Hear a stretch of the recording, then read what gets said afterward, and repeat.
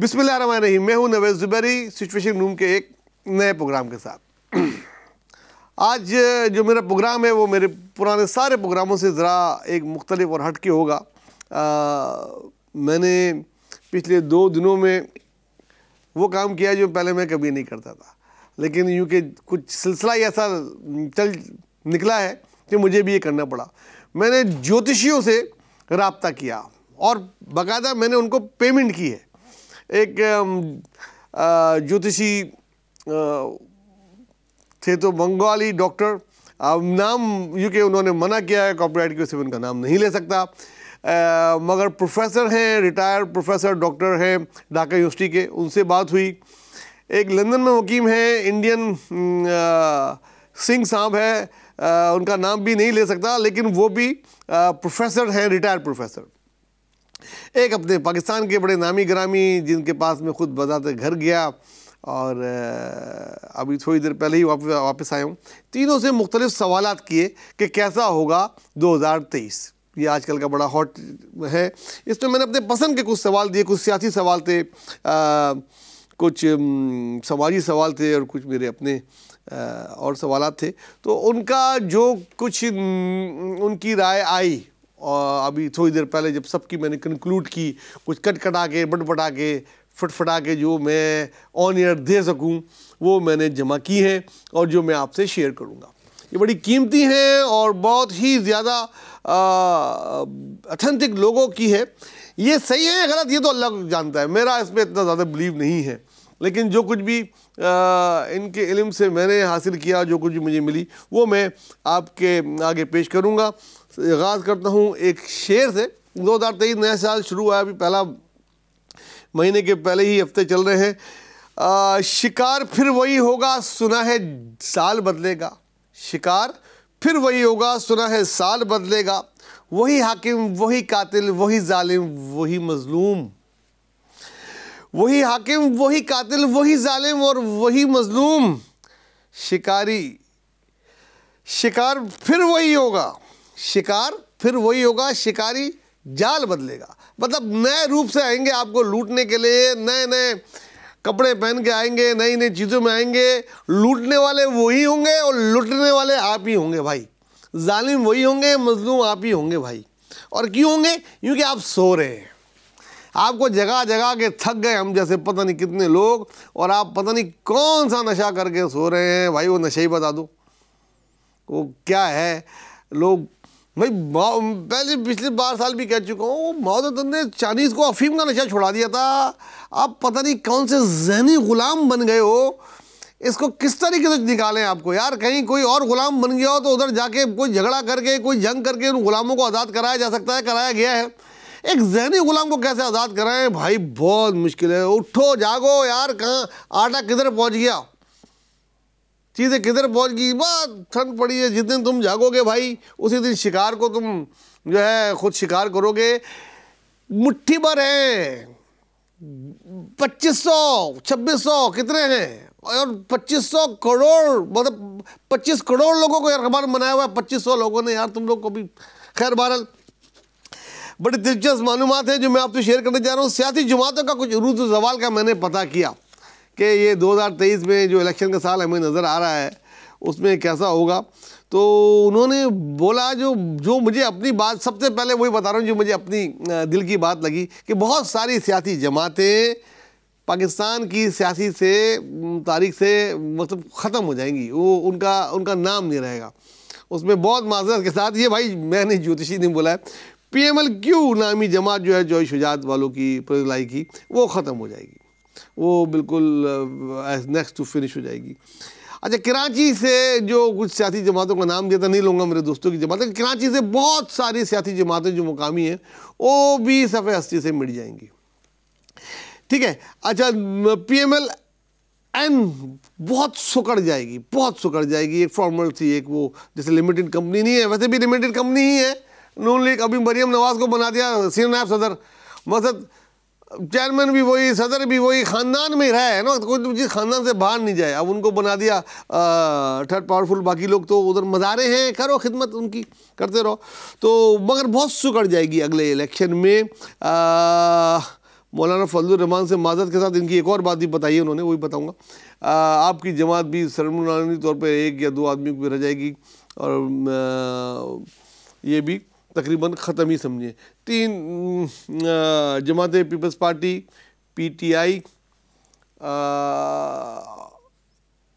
और PMLN, ये जमातें जो हैं ये कुछ काबिल ज़िक्र कारकर्दगी दिखाएंगी। बाकी जो है वो बहुत ख़राब साल है उनके लिए, ये उन्होंने बताया, भाई मुझे नहीं पकड़ना बाद में। अच्छा, सियासतदानों का अजूज़ ज़वाल जो मैंने पूछा था तो उन्होंने बोला पाकिस्तान के जो टॉप के सियासतदान हैं उनको सेहत का मसला बुरी तरह लाहक रहेगा, जिसमें उन्होंने नवाज शरीफ का बोला। नवाज शरीफ के प्लेटलेट ऊपर नीचे होते हैं, वो होते रहेंगे वो। और इसके अलावा आसिफ जरदारी साहब की सेहत का भी उन्होंने बोला, अल्लाह ताला उन्हें सेहत दे कि उनकी सेहत भी बहुत इस आने वाले साल में ख़राब रहेगी। इसके अलावा मौलाना फजलुर रहमान साहब का बोला है कि सेहत बहुत ही ख़राब रहेगी आने वाले साल में। अल्लाह ताला इनको अपने ज़ुबान में रखे और वो रहे। दूसरा, एक जंग पाकिस्तान पे मुंडला रही है, वो ये कह रहे हैं एक जंग पाकिस्तान में मुंडला रही है जिसके क्या फ़ायदे होंगे हमें। और वो जो हम देख रहे हैं, मेरे अपनी नज़र में, तमाम लोगों की नज़र में, कि पाकिस्तान अफगानिस्तान की एक जंग जो कि ड्यू है वो पाकिस्तान को करनी ही पड़ेगी, उसके बाद ही पाकिस्तान आगे जाएगा। और कराची के हवाले से यूँ के ताल्लुक़ है, ये सवाल नहीं करता तो नहीं होता। अल्ताफ़ हुसैन के बारे में एक सवाल पूछा गया तो उन्होंने बोला है कि 37.5 जो होता है, जो उनका वो जो 9 साल में चला गया था, बोला वो ख़त्म हो गया है और अब आने वाले दिन उनके लिए अच्छे हैं। कराची बुरी तरीके से सिलेक्शन के बाद उनको मिस करेगा और कराची में उनकी आवाज़ आएगी। अब वो उनकी क्या बात होती है बात करने वालों से, क्या उनके लिए कोई माफ़ी है कि नहीं है, या उनसे कोई डील होगी कि नहीं होगी, लेकिन कराची की आवाम उन्हें अब इस साल मिस करेगी, ये एक बात है। क्यों मिस करेगी, क्या ऐसे वाक़यात होंगे, क्या ऐसी चीज़ें होंगी, ये तो अल्लाह जानता है, ये मेरे लिए भी सवाल निशान है। लेकिन ऐसा कुछ कराची में होने जा रहा है कि कराची के लोग उन्हें याद करेंगे। अब अच्छे पे भी याद कर सकते हैं, बुरे पे भी, ये नहीं पता, भाई याद करेंगे ना। वो कहते हैं तुम याद आते हो, आदमी कहता तो है, कभी बड़े गुस्से में कहते हैं तुम याद आते हो, तो ऐसा कुछ होगा। बहरहाल वो शिकार तो वही होंगे, सुना है साल बदलेगा, और शिकारी भी वही होंगे, शिकार भी वही होगा। आगे हम जब चलते हैं तो देखते हैं पाकिस्तान के लिए कैसा साल होगा। ये बड़ा इंपॉर्टेंट सवाल था जो मैं खुद देखता हूँ, क्योंकि पाकिस्तान डिफ़ॉल्ट होने जा रहा है, ये खबरें, पाकिस्तान में ये हो रहा है, ये खबरें। पाकिस्तान को कोई एक ऐसा लीडर मिलने वाला है जो सबसे अच्छी चीज़ है, जो कहते हैं मेरे अपने पैसे वसूल हो गए, कि जो पाकिस्तान के अगले 3-4 सालों में बहुत आगे ले जाएगा। वो लीडर अचानक मार्च के बाद फेमस होगा और वो बहुत पाकिस्तान के लिए कुछ इस तरह से काम करेगा कि पाकिस्तान को वो आगे ले जाएगा। और मार्च तक पाकिस्तान पर बड़ा मुश्किल वक्त है, ऐसा लगेगा कि बस अब गया कब गया, उसके बाद पाकिस्तान फ्लाई करेगा। पाकिस्तान के लिए अच्छा टाइम है, ये कहा है, और हम सबको दुआ भी करनी चाहिए कि अल्लाह ताला ऐसा ही हो और पाकिस्तान का अच्छा ही चाहेंगे यार, और क्या चाह सकते हैं यार। और जो पाकिस्तान के हुक्मरान हैं, अब मैं ये तो नहीं कह सकता मैं उनका अच्छा चाहूँगा, यूँ कि अगर बोलूँगा तो झूठ होगा। उनकी तो करोड़ों रुपये तनख्वाह बढ़ गई है, करोड़ों रुपये। अगर आप 2-3 साल का, सबके पास गूगल है, सबके पास नेट है, जाओ देखो कितनी तनख्वाह उन्होंने, करोड़ रुपए, करोड़ से ऊपर एक पार्लियामेंट की तनख्वाह बढ़ी है। उनको क्या फ़र्क पड़ेगा अगर 8 साल 100 रुपये, 200 रुपये, 500 रुपये बढ़ जाए, उनको क्या फ़र्क पड़ना है। उनको तो ये भी नहीं पता होगा आलू प्याज दाल किस कीमत में है, किधर है, कहाँ जा रही है, डॉलर क्या रेट उनको पता होगा, पाउंड का पता होगा, गोल्ड का पता होगा, ये मुझे यकीन है। लेकिन इन चीज़ों का नहीं पता होगा। बहरहाल ये आने वाला साल की कुछ चीज़ें मैंने आपको बताई कि क्या होने जा रहा है, और अल्लाह करे जो बातें की हैं उसमें से जो अच्छी बातें वो पूरी हों, जो बुरी बातें वो पूरी ना हो। जंग जो है वो बुरी ही होती है, जंग अगर होना नागुज़ीर है तो पाकिस्तान के लिए बहुत बेहतर हो। जो पाकिस्तान से चीज़ें स्मगल होकर जा रही हैं वो रुके, पाकिस्तान का जो डॉलर करेंसी कहाँ की कहाँ पहुँच गई वो रुके, इन सब चीज़ों का ज़ाहिर अगर उस जंग में है तो मैं तो कहता हूँ आज नहीं तो कल रात ही हो जाए। 15 जनवरी, अब चलते हैं 15 जनवरी जो लोकल गवर्नमेंट के इलेक्शन के सेकंड फेज़ है, उसमें कराची और हैदराबाद के इलेक्शन बड़े अहम हैं और सबकी नज़रें हैं ख़ासतौर पर कराची की। लेकिन कुछ कराची में माहौल लग नहीं रहा। आज पीपल्स पार्टी एक जलसा कर रही है, सेंट्रल में। इससे पहले और भी उनके जलसे जुलूस हमने देखे, पीटीआई भी कुछ कर रही है, वो भी नज़र आ रहा है। जमात इस्लामी पूरी मुहिम में, एमक्यूएम की जमातें वो बस एक दूसरे से मिल रही हैं और मुजाहरा करने की बात करें, इलेक्शन की तैयारी करते हुए नज़र नहीं आ रही, जो कि एक सवालिया निशान है। ऐसा क्यों है? क्या कोई ऐसी बात की ज़मानत है उनके पास कि इलेक्शन नहीं होंगे?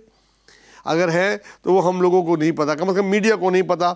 और आज जब हम 7 तारीख में बैठे हुए हैं, हमें लग रहा है कि 7 दिन बाद इलेक्शन है। कोई बड़ी वजह नज़र नहीं आ रही। खुदा ना खाता कोई ऐसी चीज़ ना हो, कोई बड़ा हादसा ना हो जाए, कोई बड़ा वाक़या ना हो जाए।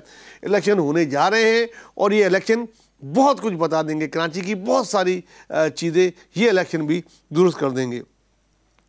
जाते जाते अगर सरफराज की बात नहीं करें तो मज़ा नहीं आएगा यार। एक तो क्रिकेट की बात, फिर सरफराज ने जिस तरीके से अपनी वापसी दी है ना, टार्जन की वापसी भी ऐसी नहीं हुई होगी। इन्होंने वापस आके ऐसा ज़बरदस्त एक रख के कान के नीचे दिया है क्रिकेट बोर्ड के कि उनका कान सन्नाटा। 4 साल बाद वापस आए और ये बात बोल चुके पिछले वज़ीर आज़म अब एक प्रोग्राम में। उनको बोलने की तो आदत है और वो जब बोलते हैं तो जब कोई ना कोई भंड मारते ही हैं, तो उन्होंने खुद मारा कि मैंने मैच में देखा कि जनाब वो बाबर आजम बहुत अच्छी बैटिंग कर रहा है, सीरियस लगा मुझे। मैंने बोला भाई इसको कैप्टन बनाओ, इसको कैप्टन बनाओ। जब इसको कैप्टन बनाओ तो सरफराज को हटाओ, मतलब सीधा मैसेज उन्होंने रमीज़ राजा को दिया। फिर वो साजिशें हुई जो आपको याद होगा और सरफराज को तीनों फॉर्मेट से एक साथ बाहर कर दिया गया। आखिरी टेस्ट मैच में भी जब 4 साल पहले खेला था 50 मारी थी, फिर वापस आया, फिर लगातार 4 50 और 1 सेंचुरी मारी है। और अचानक आया ना इतना, मतलब उसकी 100% फिटनेस तो नहीं थी जो होनी चाहिए एक। उसके बावजूद वो आखिर तक खेलता रहा और उसने पाकिस्तान को पिछला मैच भी बचाया और ये मैच भी बचा के दिया। वरना ये भी इंग्लैंड की तरह ये भी आपका क्लीन स्वीप हो जाता अगर ये। तो हमारी तरफ से हेड्स ऑफ सरफराज और वेल डन। और क्रिकेट बोर्ड को बोलो, क्रिकेट बोर्ड के भाई कुछ तो इनको भी चेंज होना चाहिए। इतने हम क्रिकेट लवर्स हैं, उठो इनके खिलाफ एक हैशटैग चलाओ कि भाई हमें नहीं चाहिए ऐसा बोर्ड। और जो अभी भी जो हमारे लोग बैठे हैं ऐसे खिलाड़ी जो मुस्तैक है टीम में आने की, आप पाकिस्तान की रियल टीम बना दें, हम किसी से नहीं हारेंगे। ये साजिशें करेंगे इस किस्म के सरफराज जैसे टैलेंटेड लोगों को 4 साल ज़ाया किए। 4 साल में कितने मैच हारे हैं?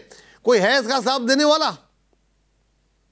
एक दिन होगा, एक दिन लेंगे और जाग जाओ खुदा का वास्ता तो ये सब चीज़ें हों। बहरहाल बहुत अच्छा टेस्ट रहा आखिरी कराची का, गो के ड्रॉ हो गया, दोनों टेस्ट ड्रॉ हो गए।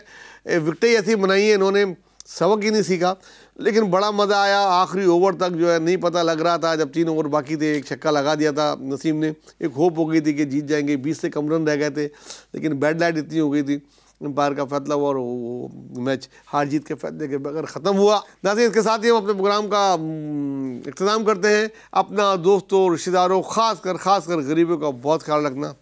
अल्लाह हाफ़िज़।